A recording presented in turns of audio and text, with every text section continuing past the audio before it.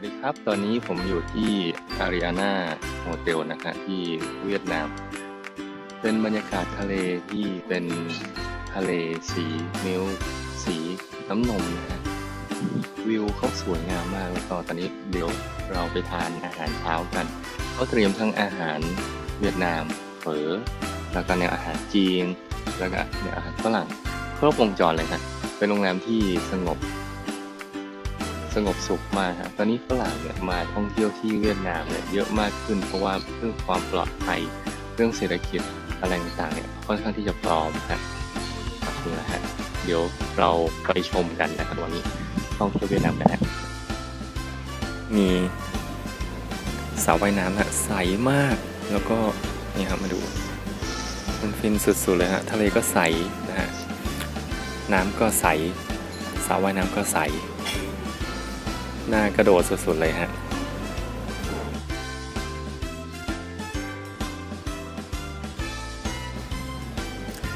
สำหรับอาหารยามเช้านะครับก็จะมีแขกสำหรับต่างประเทศนะฮะมากันเยอะมากฮะอันนี้ก็จะเป็นน้ำผลไม้ต่างๆนานาชนิดฮะซ้ายมือก็จะเป็นอาหารญี่ปุ่นนะฮะฝรั่งเนี่ยเราค่อยๆดูไปผลไม้นะครับโอ้สุดยอดเหนือความคาดหมายนะฮะมาดูทางนี้ทำจากเตาถ่านเลยนะฮะตรงนี้เป็นเกี๊ยวฮะน่ากินมากครับสุดยอดครับตรงนี้เป็นซาลาเปาฮะน่าทานมากฮะเหนือความบรรยายครับมีเฝอนะฮะไข่ออมเล็ตเฝอเนี่ยเขาทำกันสดๆเลยนะครับน่าทานมากๆครับแล้วก็มีอาหารที่ทำนี้เห็ดนึ่งนะฮะนี่ฮะถั่วเหลืองครับโอ้โหบรรยากาศเคล้ากับกลิ่นไอทะเลไม่มีอะไรเหนือความบรรยายมากเลยฮะนี่อาหารทะเลแบบญี่ปุ่นนะครับน่าทานเลยนะฮะนี่สุดยอดเลยนะฮะมาดูความฟินรอบๆกันนะฮะมันเป็นอะไรที่เหนือความคาดหมายจริงๆอาหารทะเลภูเขาน้ำตก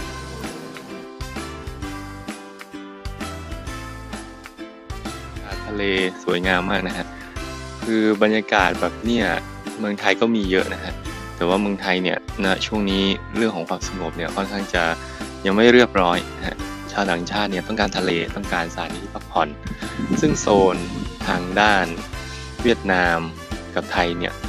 ทะเลสวยมากฮะซึ่งจริงๆประเทศไทยควรพัฒนาเรื่องนี้แล้วก็ทำกันอย่างจริงจังนี่ฮะสวยจริงๆฮะนักท่องเที่ยวเยอะมากด้วยฮะอากาศสดชื่นครับ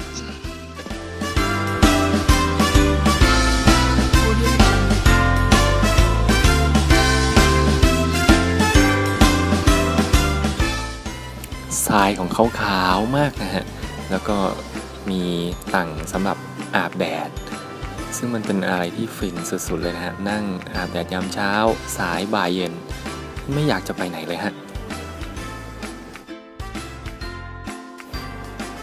ครับต้นไม้ข้างหน้าเนี่ยเขาบอกว่าการแผลผุพองนี่เข้าบ้านกันดีกว่าฮะนี่บ้านก็จะมี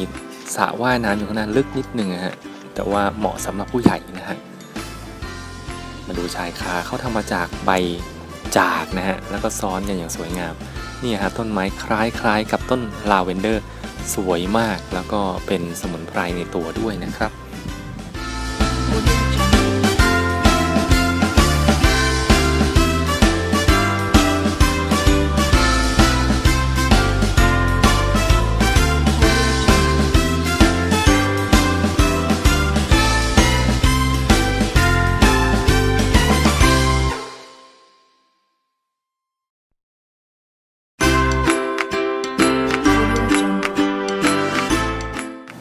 เรามานั่งรถกอล์ฟชมวิวรอบๆรีสอร์ทกันนะครับเขาก็จะมีสวนสมุนไพรอากาศดีๆแล้วก็มีปั่นจักรยานด้วยนะครับน้องข้างหน้าเนี่ยเป็นคนเวียดนามนะฮะนี่ทดลองปั่นจักรยานช่างมีความสุขเหลือเกินครับ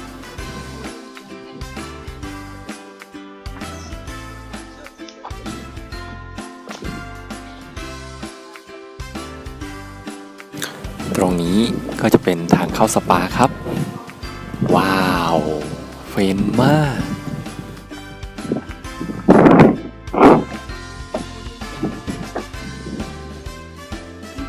เนี่ยฮะตอนนี้เราก็มาทำสปากันนี่ฮะไอ้รูปแบบสปาเนี่ยจะสังเกตว่าเขาต้องเดินอย่างเงี้ยทุกทีเลยผมก็ไม่เข้าใจว่าทำไมต้องแบบเดินแบบนี้ทุกทีเลยฮะต้องมาเดินยากหน่อยอย่างนี้ฮะก็ค่อยๆเดินนิดนึงถ้าตกก็ไม่เป็นไรเพราะว่าเดี๋ยวเราจะได้ลงสปาแล้วก็อาบน้ำกันอยู่แล้วฮะเดี๋ยวเราไปสปากันฮะว่าข้างในเนี่ยนวดดียังไงบ้างฮะที่เวียดนาม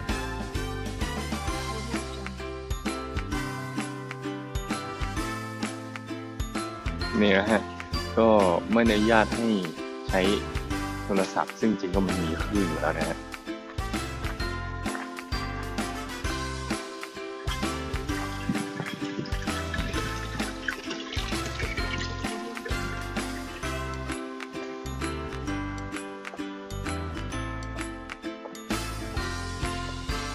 อันนี้ก็อยู่ที่โซนสปานะฮะ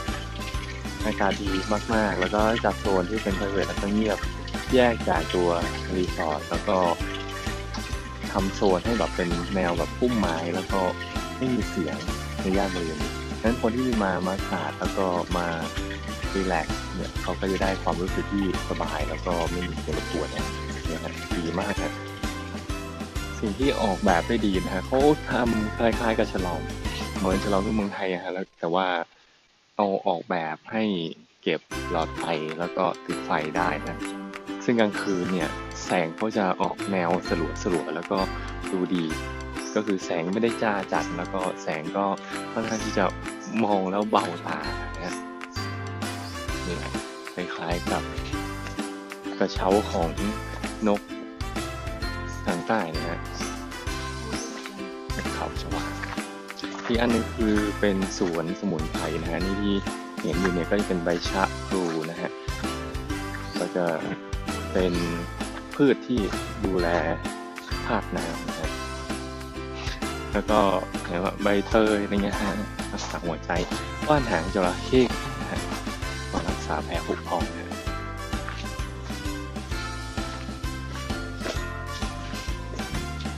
คล้ายๆกับเป็นบ้านของพนักงานดูแลตรงนี้ซึ่งอีกส่วนหนึ่งก็คือว่าเขาก็ปลูกแล้วก็พนักงานก็สามารถที่จะรับประทานได้ด้วยเนี่ยรู้สึกฟินมากฮะไอ้ดอกดาวกระจายเนี่ยฮะจำได้ว่าตอนเด็กๆนะฮะปลูกที่ขอบโรงเรียนแล้วก็คุณครูเขาก็จะมาตรวจนะให้คะแนนว่าต้นดอกดาวกระจายเราจะสวยขนาดไหนตอนนี้เขาปลูกแบบหลายแบบนะฮะแต่ว่าเป็นแนวที่เป็นแนวสมุนไพรซึ่งมันฟินมากนี่ฮะชอบมาก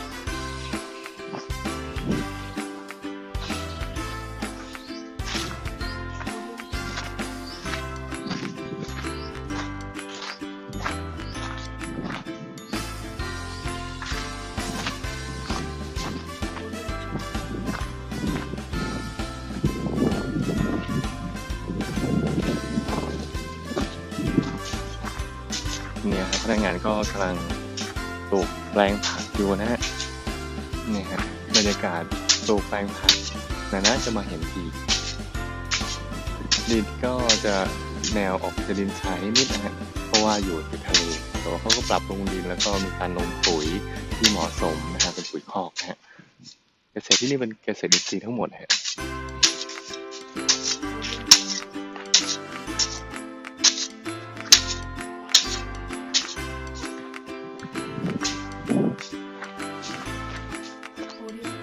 จะสังเกตว่าข้างหลังเนี่ยป้อมยามนะฮะแต่ว่าชุดที่เขาใส่เนี่ยก็จะไม่เป็นชุดที่เป็น security เท่าไหร่เพราะเป็นชุดที่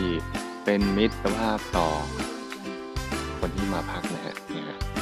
เป็นกระโจมเล็กๆแต่ว่ามีคนเฝ้าและดูแลให้ความอบอุ่นกับผู้ที่มาพักได้ตลอดฮะดีมากครับนี่คือร่างเขาก็ค่อนข้างที่อายเนี่ยเป็นพนักงานนวดที่นี่ฮะเนี่ยเดินหลบตลอดWhy have the head Buddha like this? Why? Yeah. Why have the head Buddha? Because the Buddhist either เนี่ยkia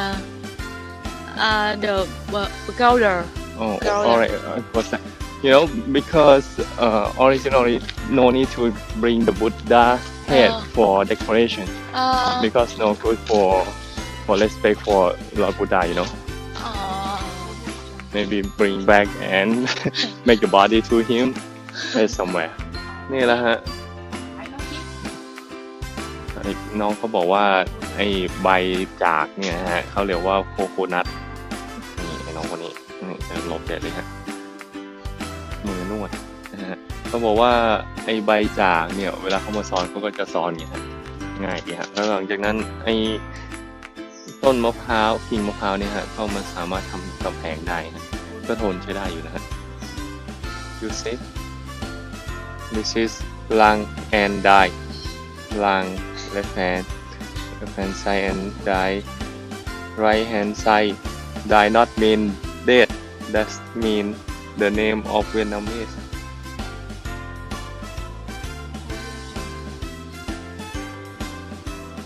ครับนี่นะครับวันนี้เราก็มาพักที่วิลล่า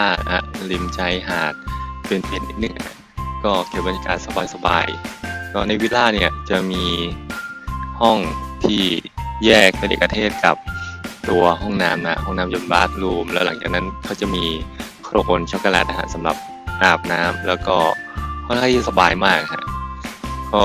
โรงแรมก็5 ดาวนะฮะก็เป็นรูปแบบที่ค่อนข้างฟินแล้วก็อยู่ชิดริมทะเลซึ่งเมืองไทยเนี่ยหลายเกาะเนี่ย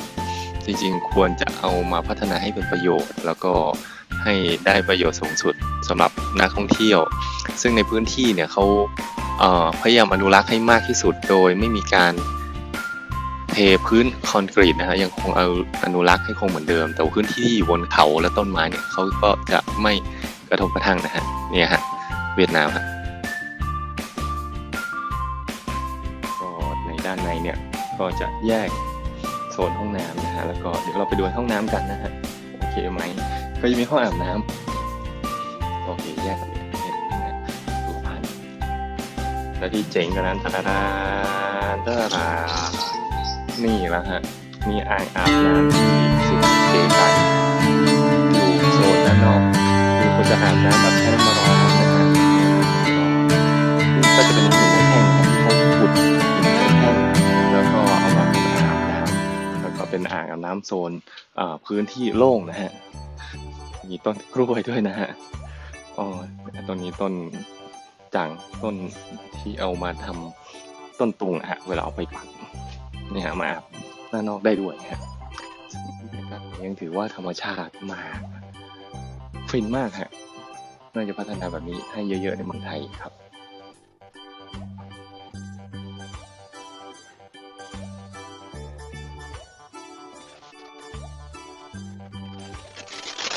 จะมีแขกเข้ามาตลอดเวลาเลยนะครับสำหรับรีสอร์ทเช้าสายบ่ายเย็นแขกจะเข้ามาพักได้ตลอดเวลานะฮะโดยการเดินทางโดยเรือนะฮะในทะเลเขาใสมากเป็นทะเลแบบน้ำนกครับอยากจะบอกกับท่านนายกรัฐมนตรีแล้วก็ท่านรองนายกนะฮะตอนนี้การปกครองของ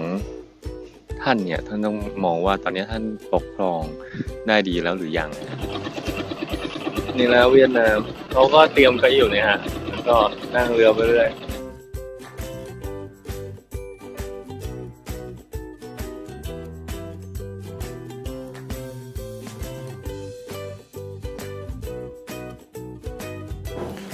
ที่เห็นนั้นจะเป็นหมู่บ้านชาวประมงนะครับชาวประมงเนี่ยจะอยู่กัน 2-3 คน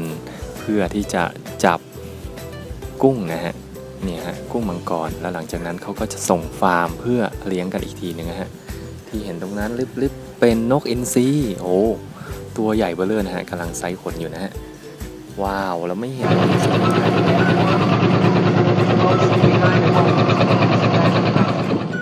เนี่ยฮะรีสอร์ทหรูทางเวียดนามนะฮะเป็นวิวทะเลที่สวยงามมากฮะที่พักที่ตกคือนะ 3,000 เหรียญนะฮะไม่ใช่ 3,000 บาทแล้วด้านหลังเนี่ยที่เห็นเนี่ย 5,000 นะฮะแพงมากฮะเนี่ยไม่ธรรมดาฮะ